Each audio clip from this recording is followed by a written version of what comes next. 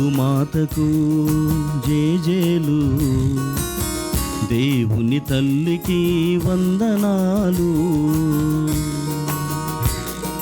లూర్దు మాతకు జేజేలు, దేవుని తల్లికి వందనాలు. అమలోద్భవికి నీరాజనాలు, అమలోద్భవికి నీరాజనాలు. నిష్కలంక మాతకు హారతులు, లూర్దు మాతకు జేజేలు, దేవుని తల్లికి వందనాలు. ప్రియ సహోదరి సహోదరులారా, మరి ఈనాడు అనేకమైనటువంటి వారు లూర్దు మాత పేరిట నామధేయం కలిగి వారి పండుగను కొనియాడుచున్నారు. మరి మన గౌరవ CEO అయినటువంటి రెవరెండ్ ఫాదర్ లూర్దురాజ్ ఎస్జే గారు కూడా మరే తల్లి నామమున తన పేరు ఉన్నది కాబట్టి వారికి కూడా పండుగ శుభాకాంక్షలను తెలియజేస్తున్నాను. మరి ప్రత్యేకముగా ఎవరెవరైతే లూర్దు మాత పేరిట నామధేయం కలిగి ఉన్నారో వారందరికీ ప్రత్యేకమైనటువంటి పండుగ శుభాకాంక్షలు.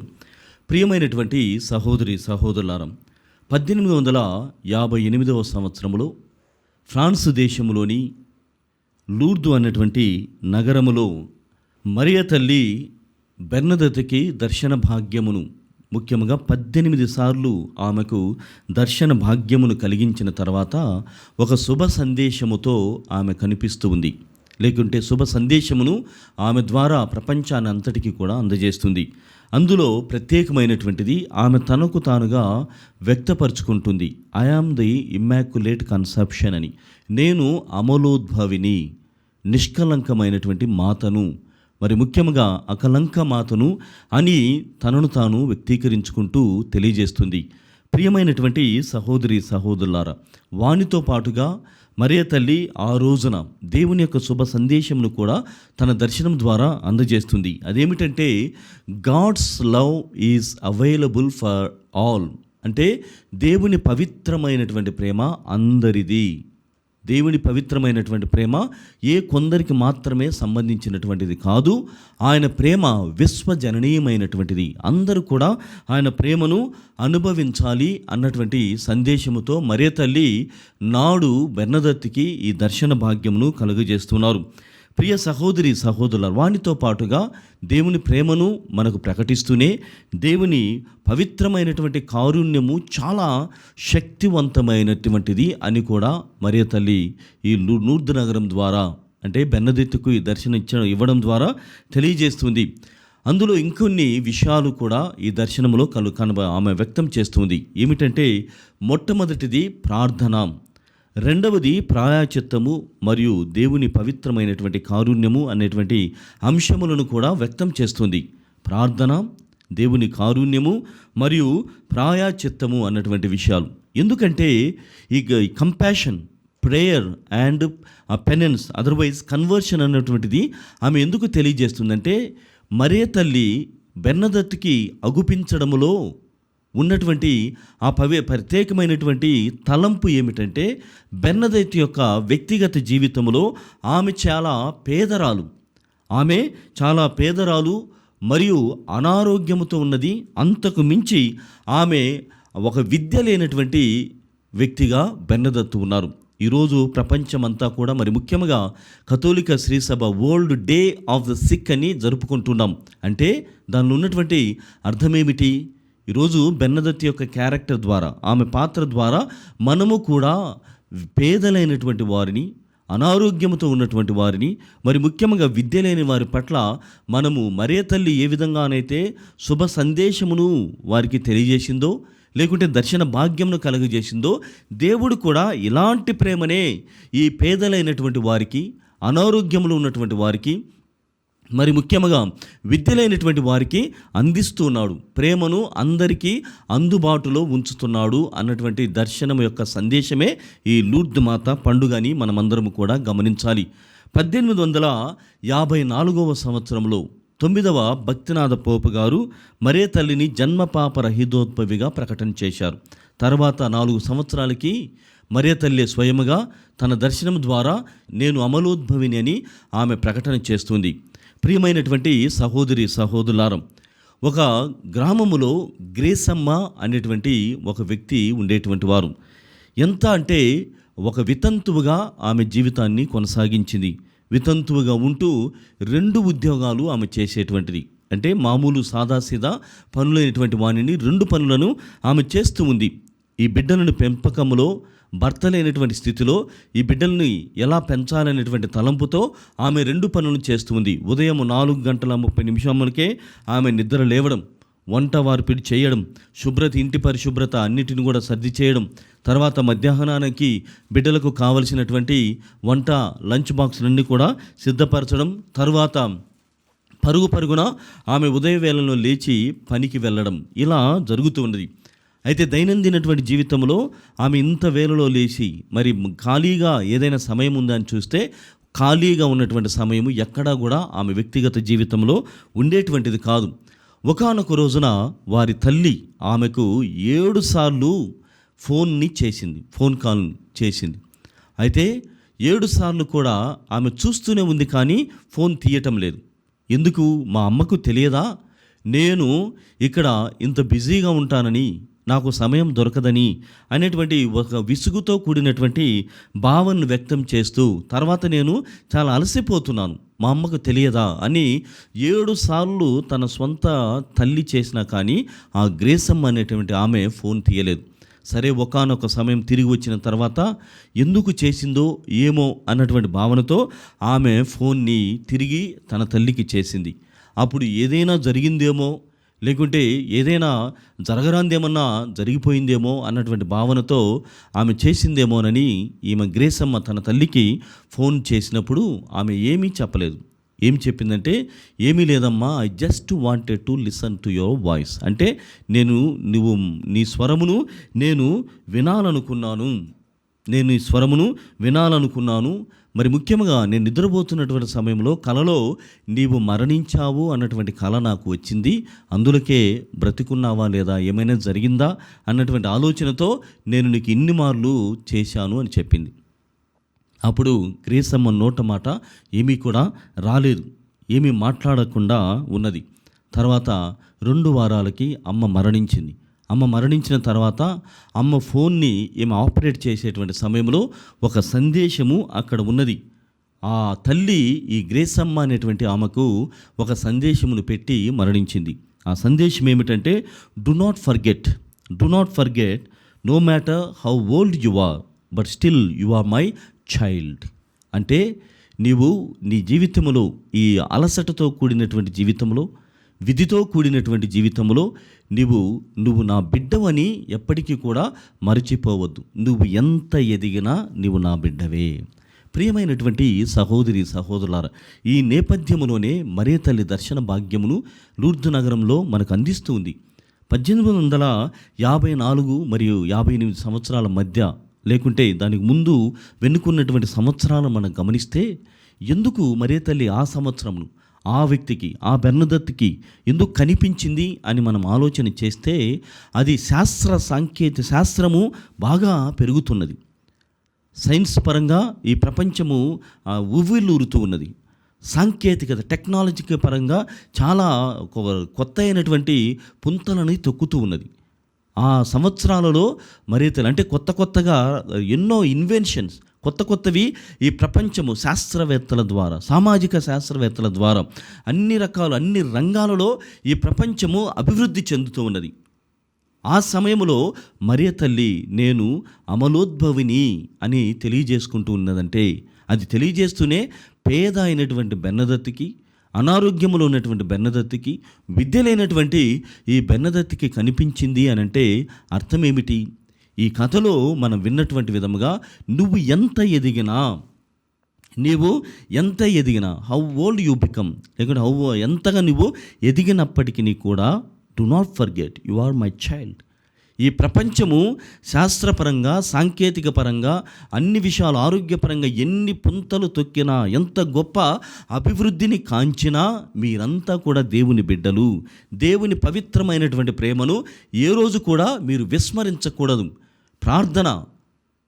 ప్రార్థన, దేవుని కారుణ్యము మరియు ప్రాయచిత్తం అన్నటువంటి విషయాలను, దేవుని పవిత్రమైనటువంటి ప్రేమకు సంబంధించినటువంటి వీటిని ఏ కోశాన కూడా మీరు మరువకూడదు అన్నటువంటి సందేశముతో నాడు మరియ తల్లి బెర్నదత్తుకి ఫ్రాన్స్ దేశంలోని లూర్దు నగరంలో ఆమె దర్శన భాగ్యమును కలిగిస్తుంది.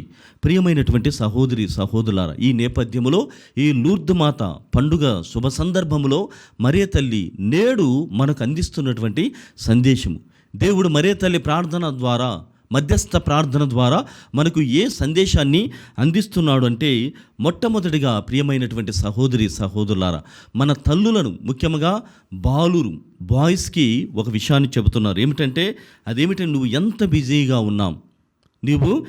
బిజీగా ఉన్నా ఈ లోకంలో ఉన్నటువంటి నీ కన్న తల్లిని మరువవద్దు. ఈ లోకంలో ఉన్నటువంటి నీ కన్న తల్లిని నీవు మరువవద్దు.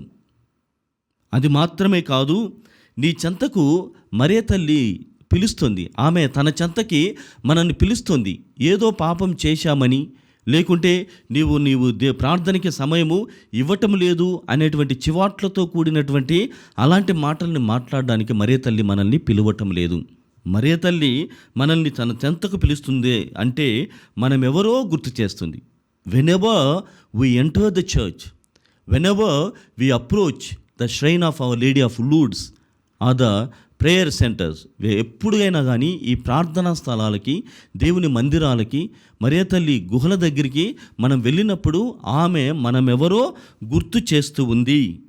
తర్వాత మన కోసం ఆమె ఎదురు చూస్తుంది అన్నటువంటి ఈ పవిత్రమైనటువంటి స్వీయమైనటువంటి సందేశాన్ని ఈ పండుగ ద్వారా మరియ తల్లి మనకు అందిస్తూ ఉంది. ప్రియమైనటువంటి సహోదరి సహోదరులారా, ఈ నేపథ్యంలోనే యువతకి, ముఖ్యంగా బాలురకి ఆమె చెబుతుంది, ఇదిగో నీ కన్న తల్లిని. క్రీస్తు ప్రభు ఏనాడు కూడా తన కన్న తల్లిని విస్మరించలేదు.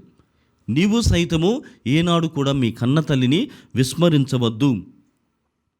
నీ తల్లిని నీవెప్పుడు కూడా విస్మరించవద్దు. నీ తల్లిలో చూసినటువంటి స్త్రీనే ఇతర స్త్రీలలో కూడా చూడుము. నీ తల్లిలో చూసినటువంటి స్త్రీనే ఇతర స్త్రీలలో కూడా చూడుము. మీ అమ్మను గౌరవించినటువంటి విధంగా ఇతర అమ్మలని నీవు గౌరవించాలి అని బాలురకు చెబుతోంది. బాలికలైనటువంటి యువతకి ఆమె ఏమి చెబుతుందంటే, నేను బలశాలిని, దిశాలిని, నేను ఒక వనితను, నేను ఆడంబరాలకు నేను వెళ్ళలేదు, కానీ మౌనముతోనే అన్నీ కూడా చేయగలిగాను దేవుని యొక్క సహాయముతో.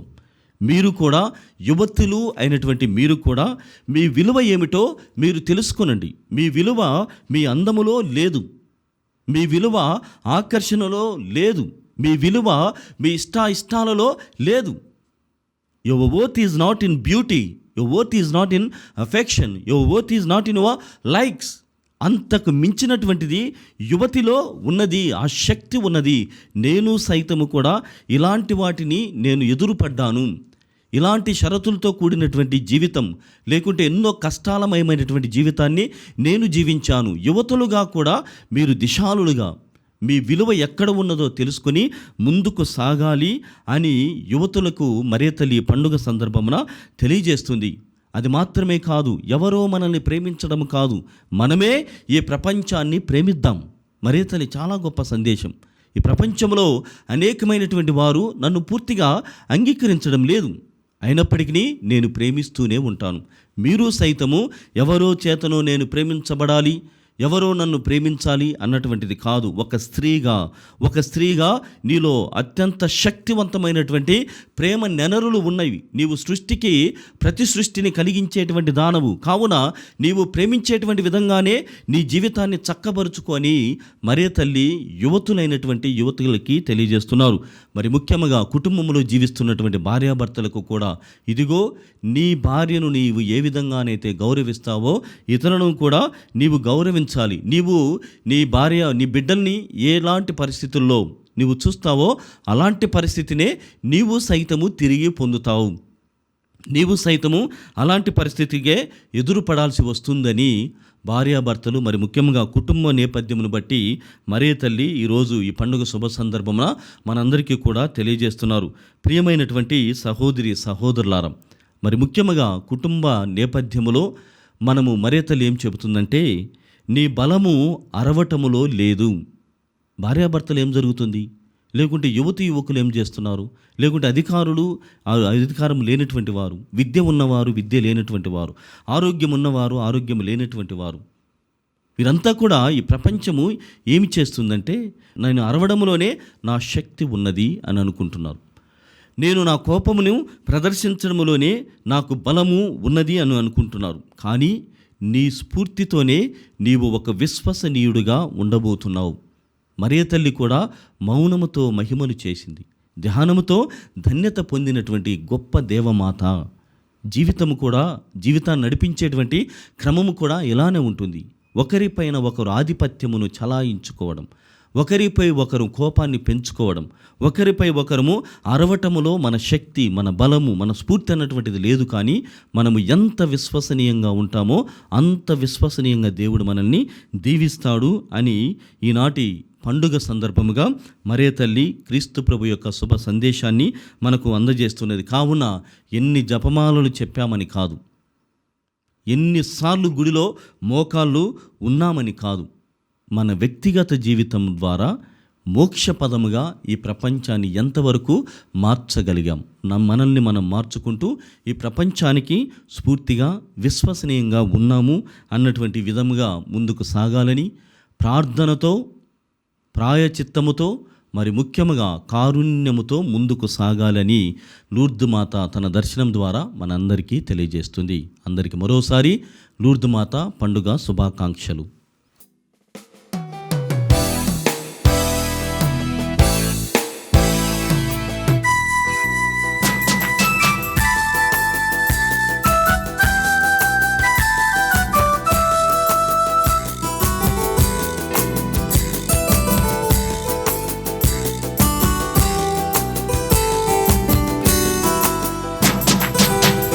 లూర్దు మాతకు జేజేలు, దేవుని తల్లికి వందనాలు. లూర్దు మాతకు జేజేలు, దేవుని తల్లికి వందనాలు. అమలోద్భవికి నీరాజనాలు, అమలోద్భవికి నీరాజనాలు. అకలంక మాతకు హారతులు, లూర్దు మాతకు జేజేలు, దేవుని తల్లికి వందనాలు. లూర్దు మాతకు జేజేలు, దేవుని తల్లికి వందనాలు.